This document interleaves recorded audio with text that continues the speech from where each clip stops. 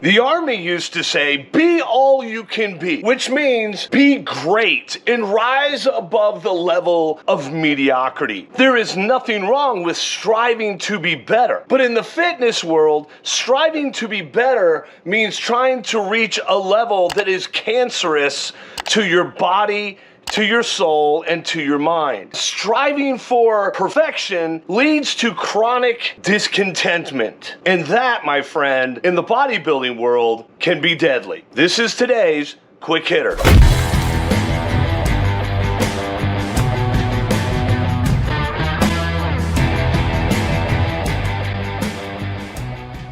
You know, it's one thing to give a lot of reasons why you think Joe Lindner died, and a lot of it just seems very surfacey to me. And I think at some point you have to get down to what are the root causes that keeps making this type of event happen and shattering people's lives, especially at such an early age. And so after watching numerous videos of different guys having all different brands of explanations, and I have my own, as to why Joe Lindner died, the tragedy is not that he died. The tragedy is that he died needlessly. In the fitness industry, the root cause of it all, I believe, is discontentment. And discontentment in the fitness industry or the bodybuilding world is deadly. At its core, and by definition, discontentment is literally just a dissatisfaction with your circumstances. That can mean your personal lot in life. It can mean the way you're built. It can mean your financial situation. It can mean anything. We can become chronically discontent about any area of our life. Now, let me just say this. There is a positive side to discontentment as well. Discontentment is also a great motivator. If you do not like your lot in life, you can work harder to try to make more money to improve your family situation. If you are overweight, a little bit of discontentment is a good thing because it is a powerful motivator to get you to lose weight and become the person you would like to be. So discontentment is not all bad. But discontentment, when it becomes chronic, like I believe is the root cause of the fitness industry, then you have a problem. Because discontentment on this level is deadly. So let me give you 4 quick things that discontentment does. And I mean chronic discontentment, not the discontentment that spurs you on to do great things in life. I'm talking about the kind of discontentment that you cannot be happy with anything in your life. And number 1, it will cause you to do things you thought you'd never do. Look at Joe Lindner. Look at your situation. Look at my situation. I never thought in my wildest dreams I would be a guy that was loaded out on steroids, diuretics, all kinds of drugs, just in order to reach what I thought was physical perfection, which, by the way, you will never reach. And so if you are discontent, you will constantly reach for something that you cannot attain. Discontentment will drive you to places you just never thought you would go.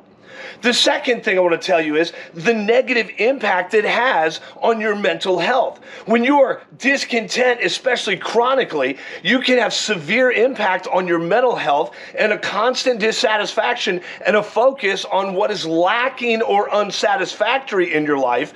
It leads to stress and anxiety, depression.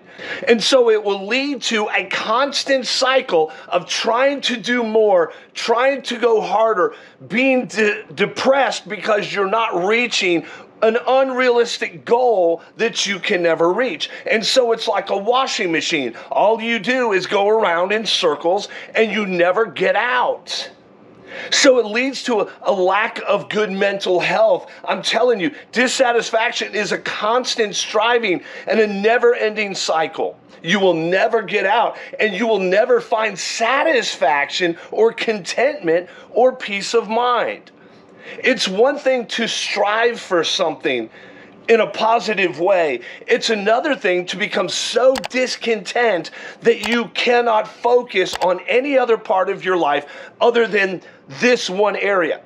If you look at bodybuilders and you look at fitness gurus and you look at these fitness influencers, their life is all and ever consumed around this one thing. And instead of being well-rounded people, we become people that are so focused nobody wants to be around us. I used to say all the time, look, I may be a bodybuilder, but I'm not defined by that. I have a master's degree. I am not a meathead. Guys, if you want to talk about anything, I will sit down and have a conversation with you. But do not ever consider me a meathead, because I am wanting to be, and I've always striven to be, a well-rounded person. The next thing, or the third thing, is it will strain your relationships. Discontentment often spills over onto your relationships.